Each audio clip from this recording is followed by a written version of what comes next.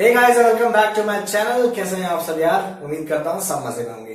जैसा कि आप सब जानते हैं, महाराष्ट्र स्टेट बोर्ड की रिवीजन सीरीज हम लोग लेकर शुरू हैं। तो आज की कहानी में हम बात करेंगे atomic structure and nuclear, that is structure of atom and nuclear के बारे में। इसमें काफी सारे डेरिवेशंस हमें देखने हैं, जैसे रुदरफोर्ड के एक्सपेरिमेंट्स एंड बोस पोस्टुलेट्स, उसके बाद बोस पोस्टुलेट पे बेस्ड हाइड्रोजन स्पेक्ट्रम, एनर्जी और तमाम अलग अलग डेरिवेशन, जैसा कि आप सब देख सकते हैं डिस्प्ले हो रहा है स्क्रीन पे। ये सारे डेरिवेशन हम एक एक करके देखेंगे। ये स्ट्रक्चर ऑफ न्यूक्लियस का पार्ट, स्ट्रक्चर ऑफ एटम का पार्ट। बात करते हैं न्यूक्लियर फिजिक्स में। तो न्यूक्लियर फिजिक्स में आपको यहाँ पे रेडियो एक्टिविटी, न्यूक्लियस से संबंधित जो भी डेरिवेशन है वो सारी चीजें आपको यहाँ पे दिखाई दे रही है। ये तमाम डेरिवेशन इस वीडियो में कवर्ड हो रहे हैं। सो वीडियो को अंत तक जरूर करिए, देखिएगा। एंड अगर आप इस चैनल पे हैं तो प्लीज सब्सक्राइब कर दीजिए, अपने दोस्तों को शेयर करिए, क्योंकि ये रिवीजन सीरीज उनकी डेफिनेटली हेल्प करने वाला है। ठीक है, तो आइए कहानी को शुरू करते हैं बिना किसी देरी के।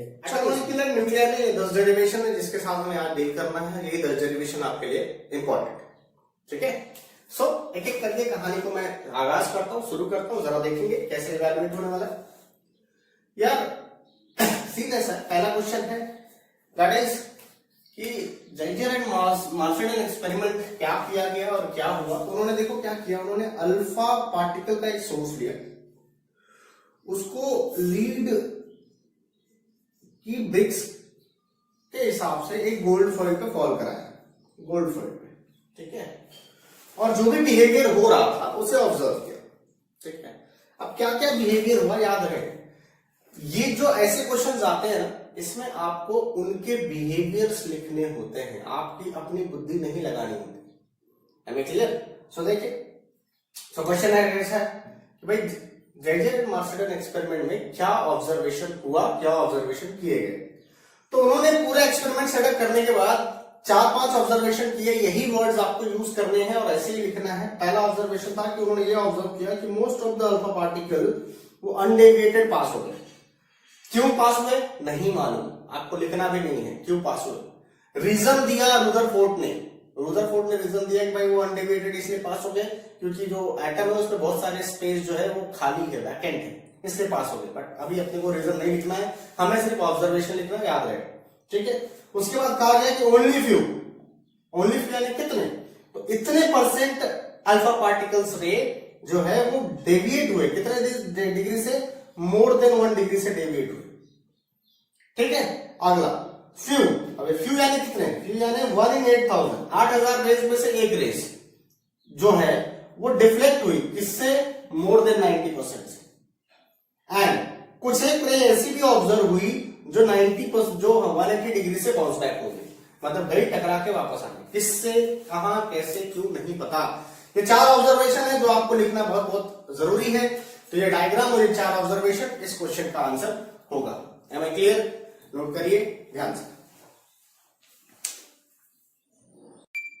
चलिए सवाल नंबर 2 पे बढ़ते जरा। तो सवाल नंबर 2 ये कहता है कि भाई जेइजर मार्शेल एक्सपेरिमेंट ने अपना रिजल्ट तो दे दिया, अपना ऑब्जर्वेशन दे दिया, उन्होंने जो भी चीज ऑब्जर्व की। अब उनके ऑब्जर्वेशन के बेसिस पे रुदरफोर्ड ने क्या कंक्लूड किया, ये आपको लिखना। याद रहे, फिर से मैं कह रहा हूं, रुदरफोर्ड का कंक्लूजन चाहिए, आपका नहीं।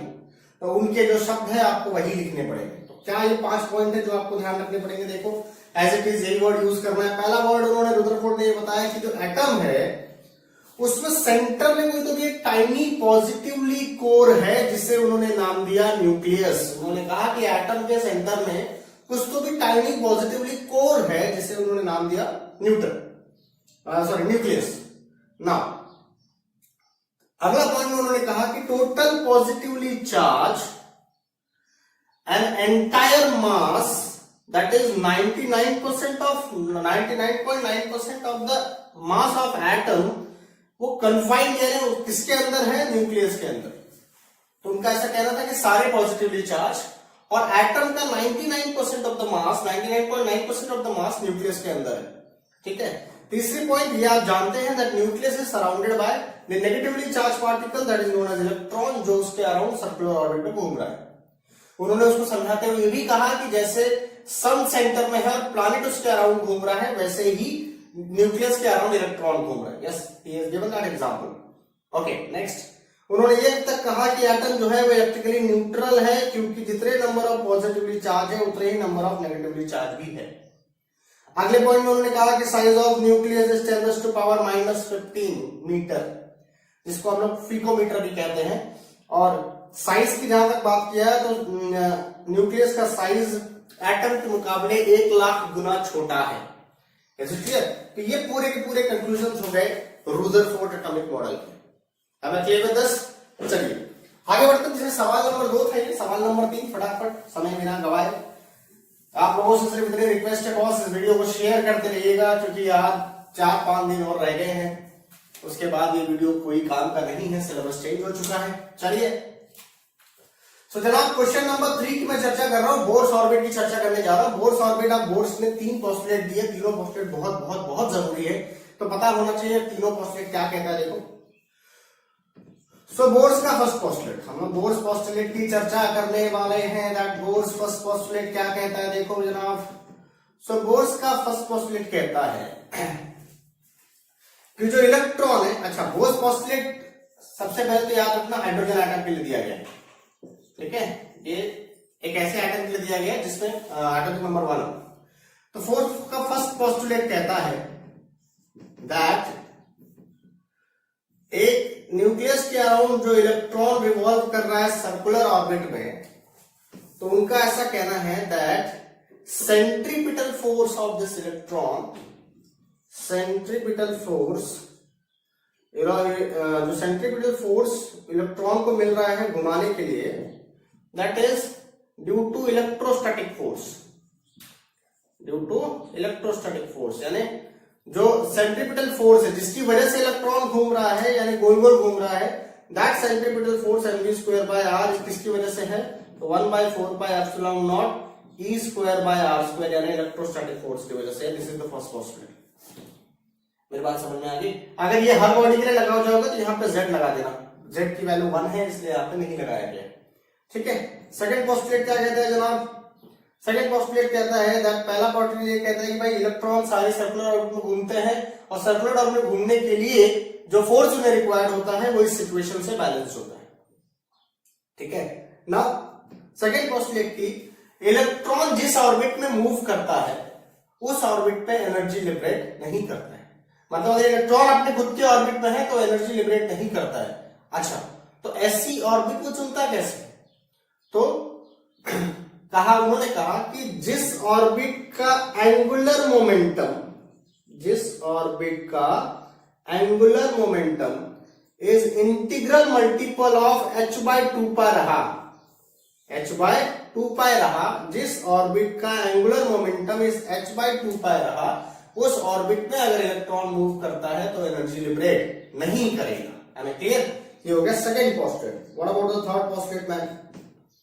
तीसरे पोस्टुलेट में उन्होंने कहा कि अगर इलेक्ट्रॉन अपनी ऑर्बिट छोड़ के किसी और ऑर्बिट में जाता है, आइदर हाइयर और लोअर, अगर इलेक्ट्रॉन अपनी ऑर्बिट छोड़ के किसी और ऑर्बिट में जाता है हाइयर या लोअर, तो वो एनर्जी लिबरेट करेगा, और वो एनर्जी लिबरेट करेगा in the form of photon, photon के फॉर्म में एनर्जी लिबरेट करेगा, दैट इज hν।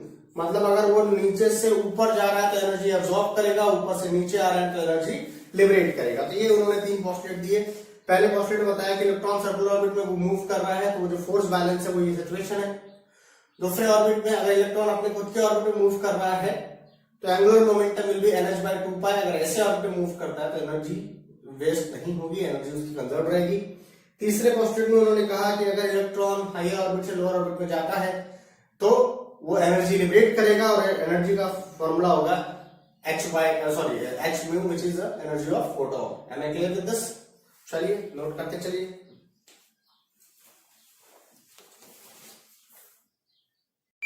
चलिए अगले क्वेश्चन की ओर बढ़ते हैं, जिसका नाम है radius of bourse orbit. So radius of bourse orbit की क्या कहानी है जनाब? देखिए, रेडियस ऑफ बोर्स ऑर्बिट में करना कुछ नहीं है, पहले पोस्टुलेट दूसरे पोस्टुलेट में से पहले पोस्टुलेट में v² निकालो, दूसरे पोस्टुलेट से v² निकालो, दोनों कंपेयर कर दो। ये क्वेश्चन नंबर 4 का ट्रिक। क्या करना है?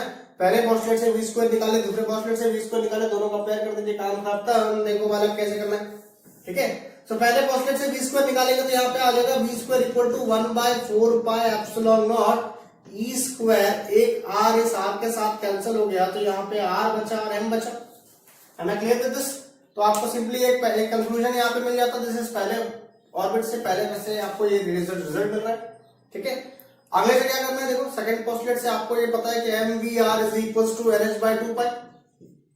तो यहां से v निकालो तो v की वैल्यू क्या आ जाएगी, n h by 2 pi m r. इसका स्क्वायर करने जाओगे तो ये हो जाएगा v square is equal to n square h square by 4 pi square m square r square. हम क्लियर? ये आपका इक्वेशन 2 हो जाएगा। अब कंपेयर कर दीजिए 1 और 2 को, खेल खत्म है। सिमिलरली अगर 1 और 2 कंपेयर करेंगे तो यहाँ पे सिचुएशन ये हो जाएगी, यहाँ पे आ जाएगा 1 by 4 pi epsilon e square by r m is equals to m square h square upon 4 pi square m square r square. अब देखिए कैंसिल क्या क्या हो रहा है, सिंपली आप इसे इवैल्यूएट कर सकते हैं फटाफट। तो यहाँ पे 4 एंड 4 कैंसिल, एक पाई ने इस पाई को कैंसिल कर दिया, एक एम के साथ कैंसिल, एक आर के साथ कैंसिल।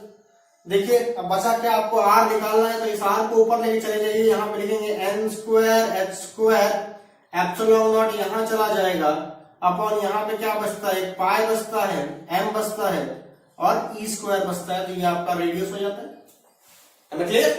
ये हो गया रेडियस का डेरिवेशन। करना क्या था, दोनों से वी स्क्वायर कंपेयर कर दो। Question number 4।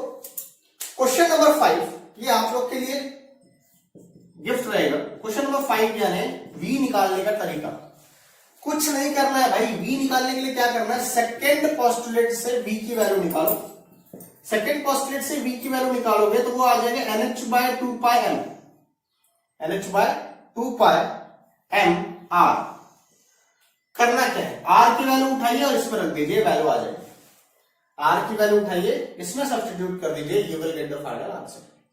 ठीक है, और फाइनल आंसर की वैल्यू कुछ तो भी ऐसा आ जाएगा, देखिए वो आएगी शायद e square by 2 pi epsilon not h n. करके देख सकते हैं आप लोग की, इवैल्यूएट करिए और गेट द वैल्यू कि velocity of the Bose orbit कुछ इस तरह से आ रही है कि नहीं आ रही है। ठीक है, सो ये फाइनल आंसर आपको आने वाला। This is question number 4 and question number 5 for you.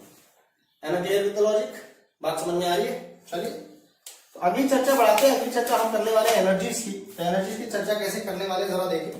Question number 4 हो गया, क्वेश्चन नंबर 5 हो गया, क्वेश्चन नंबर 6 की बात मैं करने जा रहा हूं, जिसमें हम लोग बात करने वाले हैं एनर्जी को। तो एनर्जी का डिस्कशन कैसे कैसे करना है, कैसे कैसे इसे इवैल्यूएट करना है, जरा उसकी बात कर लेते हैं। तो जनाब आदि एनर्जी की डेरिवेशंस के लिए आपको क्या करना है, दैट क्वेश्चन नंबर 6 आपको है एनर्जी निकालना है। अब एनर्जी आपको पता है कि एनर्जी कैसे आएगी, एनर्जी आएगी kinetic energy plus potential energy से। काइनेटिक एनर्जी कैसे मिलने वाली, तो काइनेटिक एनर्जी का सिंपल फॉर्मूला रहेगा half m v square, that is half m v square. अब आप देख सकते हो यहां पे भी आपके पास एम वी स्क्वायर वाला टर्म है ना। सिंपली आप लिखोगे फ्रॉम पोस्टुलेट 1, पोस्टुलेट 1 से आपको मिल रहा है, देखो एम वी स्क्वायर, अगर देखो तो एक आर ने इस आर कैंसिल कर दिया तो m v square equal to value क्या हो जाएगी, 1 by 4 pi epsilon naught e square by r. बोलो सही है। अगर यहां मैं हाफ से मल्टीप्लाई कर दूं तो ये भी हाफ से मल्टीप्लाई हो जाएगा, तो यहाँ पे सिचुएशन आ जाएगी, ये 1 बाय 4 विल बिकम 1 बाय 8। तो आपकी काइनेटिक एनर्जी यहाँ पे निकल गई, that is 1 by 8 pi epsilon naught e square by r. ये आपका काइनेटिक एनर्जी होगी। ठीक है ना। सिमिलरली पोटेंशियल एनर्जी कैसे निकालेंगे, पोटेंशियल एनर्जी में मोस्ट प्रोबेबली आपको वर्क डन की कहानी के यहाँ पे potential multiply by mass, that potential energy का evaluation potential multiply by charge की कहानी होती। तो देखिए कैसे इवैल्यूएट करना है। सो कुछ बेसिक नॉलेज, आपको इलेक्ट्रिक पोटेंशियल की वैल्यू पता है, that is 1 by 4 pi epsilon naught e by r होता है। ये क्या किसका वैल्यू है, इलेक्ट्रिक पोटेंशियल का। उसमें अगर इलेक्ट्रिक पोटेंशियल में चार्ज मल्टीप्लाई कर दिया जाए तो इलेक्ट्रिक पोटेंशियल एनर्जी बन जाता है। यानी अगर पोटेंशियल एनर्जी निकालना है तो पोटेंशियल एनर्जी का फॉर्मूला हो जाएगा minus E, that is charge into electric potential. ठीक है, अब इसकी जरूरत नहीं है तो इसको हम हटा लेते हैं यहां से। तो ये सारी की सारी कहानी हो जाएगी। तो ये हमने यहाँ पे इवैल्यूएट कर दिया, तो यहाँ पे सिचुएशन आ जाता है potential energy will be it's somewhat 1 by minus of 1 by 4 pi epsilon naught e square by are.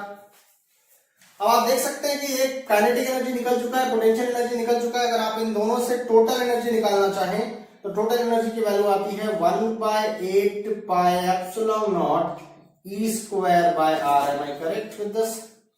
क्या मेरी बात समझ में आ रही है? So this is what the evaluation is all about.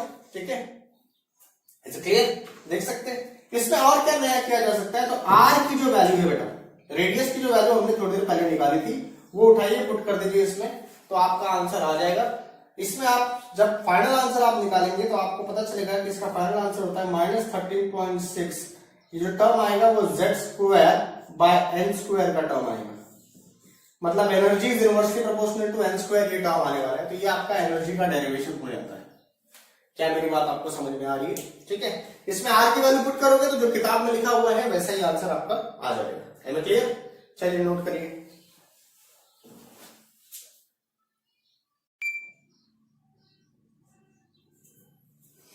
चलिए अगले डेरिवेशन की ओर बढ़ते हैं जनाब। अगला डेरिवेशन है हाइड्रोजन स्पेक्ट्रम। हाइड्रोजन स्पेक्ट्रम क्या कहता है देखो। सो हाइड्रोजन स्पेक्ट्रम की आपकी कहानी आपको समझनी है। अगला डेरिवेशन है हाइड्रोजन स्पेक्ट्रम के। सबसे पहले तो डेरिवेशन डिराइव कर लेते हैं। थोड़ी देर पहले हमने एनर्जी का डेरिवेशन निकाला था। एनर्जी का डेरिवेशन नंबर ऑफ ऑर्बिट पे डिपेंड करता है कुछ इस तरह से। ठीक है, सो ये रिलेशन आपका एक हो गया। ठीक, अगर मान लीजिए आप पी ऑर्बिट में है तो यही रिलेशन में जहां एन लिखा है वहां पे पी लिखोगे, बाकी सब रिलेशन ऐसे। ये आपका आ गया बोर्स का थर्ड पोस्टुलेट। क्या कहता है, अगर आप एन से पी पे जाते हैं तो ये इवैल्यूएशन आता है। अब वैल्यू पुट कर दो यार, वैल्यू पुट करिए, देखिए क्या आता है। जैसे वैल्यू पुट करेंगे तो आपका आएगा m⁴ upon 8 epsilon naught square h square. ये तो कॉमन आ गया। यहाँ पे आपका आ जाता है माइनस साइन को अगर मैं अंदर ले लूं तो यहाँ पे आता है -1 upon n square. So minus of -1 upon p square that is equals to, इसे लिख सकता हूं hc बाय लैम्डा। ठीक है ना? अगर आपके माइनस ऑफ माइनस इवेल्युएट कर लेंगे तो we can write it like this. This is m⁴ 8 epsilon naught square h square. ये हो गया 1 upon p square minus 1 upon n square, that is hc by lambda. तो मैं 1 बाय लैम्डा निकालना है, मतलब hc उठा के आप यहां रख सकते हो। जैसे आप h और c उठा के यहां रखोगे तो देखिए h अगर आप उठा के रखें तो ये हो जाएगा h³ और ये हो गया h³c, तो यहां से hc हट जाएगा। है ना क्लियर? तो यहाँ पे एक चीज ध्यान देंगे आप, ये जो टर्म बनाया आपने इससे हम लोग कहते हैं r, जिसका मतलब होता है राइडबर्ग कांस्टेंट। यानी आपका जो फाइनल आंसर हो जाएगा वो कुछ इस तरह से हो जाएगा। This is 1 by lambda is equals to r 1 upon p square minus 1 upon n square. ठीक है, अब इस पे अलग अलग सीरीजेस आपको पढ़नी है, सीरीजेस आपको जज करनी है। जैसे सबसे पहली सीरीज अगर मान लेते हैं कि लाइमन सीरीज है, तो लाइमन सीरीज में क्या होगा भाई, लाइमन सीरीज में p की वैल्यू 1 रहती है, n की वैल्यू 2 से शुरू होती है। यानी p की वैल्यू 1 डालोगे, n की वैल्यू 2 से शुरू कर दोगे तो लाइमन सीरीज होगी। दूसरी सीरीज जो इसमें बताई जाती है वो होती है बाल्मर सीरीज। बाल्मर सीरीज क्या होती है, p की वैल्यू 2 रहेगी और n की वैल्यू 3 से शुरू हो जाएगी। तीसरी सीरीज क्या होगी, तीसरी सीरीज होगी पास्कल सीरीज। ठीक है, p की वैल्यू 3 रहेगी और n की वैल्यू 4 से शुरू होगी। ठीक है, एंड देन ब्रैकेट, p की वैल्यू 4 रहेगी और n की वैल्यू 5 रहेगी। देन p फंड, p की वैल्यू 5 रहेगी, n की वैल्यू 6 से शुरू होगी। दैट्स लाइक, ये हो गया हाइड्रोजन स्पेक्ट्रम का सवाल आप लोगों के लिए। है ना क्लियर? चलिए नोट करिए इसको।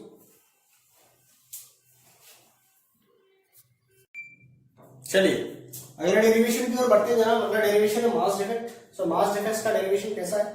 तो मास डिफेक्ट की कहानी असल में ऐसी है कि यहां पे दो टाइप के न्यूक्लियस के मास लिए गए। अब हम लोग एटम फिजिक्स से उठ के न्यूक्लियर फिजिक्स में एंटर कर चुके हैं। दो टाइप के मास लिए गए nucleus. Mass defect it is applicable for nucleus only, क्योंकि ये न्यूक्लियर फिजिक्स है। तो उसमें कहा गया कि न्यूक्लियस का एक एक्चुअल मास रहेगा, ठीक है, और एक ऑब्जर्व्ड मास रहेगा। ठीक है,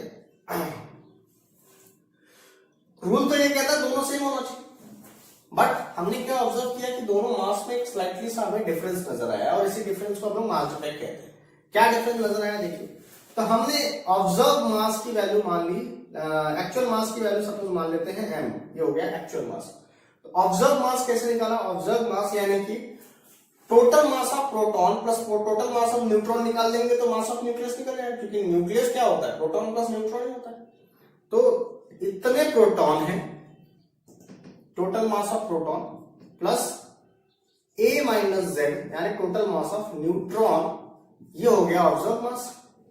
ठीक है, अब आपने क्या किया, दिस माइनस दिस, एक्चुअली ये दोनों इक्वल होने चाहिए थे तो ये थियरी नहीं बनती, लेकिन हमने क्या ऑब्जर्व किया कि इसमें से ये माइनस किया, यानी हमें मास डिफेक्ट मिला क्योंकि हमने ऑब्जर्व मास जो भी था उसमें से जब ये वैल्यू माइनस की तो हमें कुछ मास की छोटी सी वैल्यू नजर आई, उसे हम लोग कहते हैं मास डिफेक्ट। इसी मास डिफेक्ट की वजह से एनर्जी आपको मिलती है, जिस एनर्जी को हम लोग बाइंडिंग एनर्जी कहते हैं। अल्बर्ट आइंस्टाइन का लॉ जो दिया गया था E is equal to mc², वो यहीं से दिया गया था बैक। उसमें उन्होंने कहा था m is the mass defect, अगर इसको आप c² से मल्टीप्लाई कर देते हैं तो वो बाइंडिंग एनर्जी का कंसेप्ट बन जाता है। ठीक है, तो ये जो कंसेप्ट है आपका, this is mass defect and binding energy is like this. थोड़ी थ्योरी उसमें पढ़ लीजिएगा, और क्या क्या पढ़ना है, isotope, isotone, isobar, composition of size, composition of nucleus, ये छोटी छोटी थियरी है, एक आधा मार्क्स के लिए पूछी जा सकती है, तो उसको आप रीड कर लेंगे। Am I clear with this? चलिए नोट कर लीजिए इसको, याद रहे दो मास के बीच का डिफरेंस। चलिए अगले सवाल की ओर बढ़ते हैं। So next question is radio active decay law. Radio active decay law क्या कहता है जरा आप देखें। रेडियो एक्टिव डिके लॉ कुछ ऐसा कहता है कि भाई सपोज मान लीजिए n number of nuclei present है उस मोमेंट पे, तो जितने न्यूक्लियाई डिसइंटीग्रेट हो रहे per unit time, that is directly proportional to number of nuclei present at that time. The number of nuclei decay at that time कम हो रहे हैं, वो किस पे डिपेंड करते हैं, number of nuclei present at that time. ये माइनस टर्म यहां लगे, डायरेक्टली हटाने के लिए एक कांस्टेंट लगाया लैम्डा, इस कांस्टेंट को हम लोग कहते हैं डिके कांस्टेंट। ठीक है, इसे डिके कांस्टेंट कहा जाता है। आपने इसे इंटीग्रेट कर दिया तो यहाँ पे आ गया log to the base e n is equals to यहाँ पे minus l lambda t plus this c। अब अपने को ये कांस्टेंट ऑफ इंटीग्रेशन की वैल्यू निकालनी, कैसे निकाला गया, कांस्टेंट ऑफ इंटीग्रेशन की value at time t equal to 0 पे निकाला गया। At time t equal to 0 पे सारे न्यूक्लियर प्रेजेंट थे, इसलिए n equal to n naught. अगर ये दोनों वैल्यू यहाँ पे पुट कर दिया जाए तो c की वैल्यू आ जाती है log to the base e n naught equal to c। ये c की वैल्यू उठाना है आपको, इस एक्सप्रेशन में पुट कर देना। जैसे आप पुट कर देंगे तो ये equation it look like this, ऐसा दिखाई देगा। ठीक है, इसे अब आपको पता है लॉग कैसे सॉल्व करते हैं, तो लॉग को आप इसे सॉल्व कर देंगे तो ये रेडिएशन कुछ ऐसा नजर आएगा। लॉग टू द बेस इधर चला जाएगा तो e raise to power minus lambda by t, तो ये आपका आ गया डिके कांस्टेंट का एक्सप्रेशन। ये एक्सप्रेशन आपने मैथ्स में भी किया है, केमिस्ट्री में भी किया है और यहाँ फिजिक्स में भी देख रहे हैं आप। ठीक है, दूसरा इसमें इंपॉर्टेंट रिलेशन है हाफ लाइफ। हाफ लाइफ कैसे डिराइव करते हैं, तो भाई हाफ लाइफ में जितना भी डिके, जितने भी न्यूमेरिकल न्यूक्लियर प्रेजेंट है वो आधे हो जाएंगे, मतलब n की वैल्यू n0/2 हो जाएगी। तो यहां जहां n है वहां पे n0/2 पुट कर दो, ये देखो n की वैल्यू n0/2 पुट कर दो। तो n0/2 पुट किया तो n0 कैंसिल हो गया, यहाँ पे आ गया 1/2 equal to e raise to power minus lambda t। Minus को प्लस करने के लिए ये रेसिप्रोकेट कर दो, रेसिप्रोकेट कर दिया तो ये आंसर आ जाएगा। अब e को इधर भेजेंगे तो log e हो जाएगा, यानी log to the base 2 log e to the log e 2 is equal to lambda t। तो लैम्डा इधर नीचे भेज दो और log e की वैल्यू होती है log 2 to the base e की वैल्यू होती है 0.693। सब्स्टिट्यूट कर देंगे तो ये आपका रेडियो एक्टिव लॉ का एक्सप्रेशन हो जाएगा। एक सवाल जो आपको करना है, मस्ट करना है, जैसे मैंने कहा कि आइसोटोप, आइसोटोन, आइसोबार भी आपको करना है, साथ ही साथ आप एक इंपॉर्टेंट क्वेश्चन, एक बाइंडिंग एनर्जी का कर्व है, आपको एक ग्राफ कुछ तो भी ऐसा दिखाई देगा उसमें, वो ग्राफ कुछ तो भी ऐसा ऐसा करके ऐसा एक ग्राफ होगा देखो, तो this is known as binding energy curve diagram. This is very important और ये आपको करना है ना, क्लियर। लास्ट एक्सप्रेशन पे चलते हैं। ये एक्सप्रेशन है वेवलेंथ ऑफ द इलेक्ट्रॉन निकालने की। अब वेवलेंथ ऑफ द इलेक्ट्रॉन कैसे निकाला जाता है देखो, तो वेवलेंथ ऑफ द इलेक्ट्रॉन निकालने के लिए आपको डी ब्रॉगली वेवलेंथ का फॉर्मूला पता होना चाहिए। डी ब्रॉगली वेवलेंथ क्या कहता है, तो यहाँ पे डी ब्रॉगली साहब है, उन्होंने कहा था कि कोई भी पार्टिकल का वेवलेंथ इज h/p होता है, h/p दैट इज मोमेंटम। ठीक है, अब यार मोमेंटम का रिलेशन होता है √2mE। आधो को तोते हुए कहां से आया है, तकलीफ मत लो, इधर देखो, हाफ mv², ये हो गया काइनेटिक एनर्जी, इसको मैं e से रिप्रेजेंट कर देता हूं, और मोमेंटम का फॉर्मूला होता है मास इनटू वेलोसिटी। अगर यहां पुट करो तो ये हो गया p²/2m इनटू e, सही है ना। बस यहाँ पे p की वैल्यू क्या हो जाती है, p की वैल्यू हो गया √2mE, उठाइए पुट कर दीजिए, तो लैम्डा की वैल्यू हो जाएगी h/, under root 2me, this E is the kinetic energy of electron. तो अगर हमें kinetic energy of the electron मालूम रहेगा तो हम बड़े आराम से निकाल सकते हैं एनर्जी। और भी फॉर्मूले हो सकते हैं, जैसे कई बार एनर्जी की वैल्यू होती है Q इंटू ई, सॉरी एनर्जी की वैल्यू Q इंटू ई, चार्ज इंटू वोल्टेज। तो कई बार ये भी फॉर्मूला यूज होता है, ठीक है। ये फॉर्मूला भी डायरेक्टली यूज किया जा सकता है। तो इस फॉर्मूले के रिजल्ट के हिसाब से क्या आंसर आएगा, lambda is equal to h by 2mQE। ये भी एक फॉर्मूला UV, सॉरी पोटेंशियल, ठीक है। तो इस तरह से हम लोग मास ऑफ इलेक्ट्रॉन या मास ऑफ अदर चार्जेस हम निकाल सकते हैं by using this simple experiment. क्या मेरी बात समझ में आ रही है आपको? पक्का? सो this is the end of atom, molecule and nuclear. कुछ छोटी छोटी बातें पर जरूर लीजिएगा, that is binding energy curve, isotope, isobar, isotones और सारी चीजें पढ़ लीजिएगा। ये आपका एटम, मॉलिक्यूल एंड न्यूक्लियर खत्म होता है। और कोई चैप्टर की रिक्वेस्ट है तो आप डालें और प्लीज शेयर करें इस वीडियो को, मस्ट शेयर करें मेरे भाई please. Thank you so much, thanks a lot.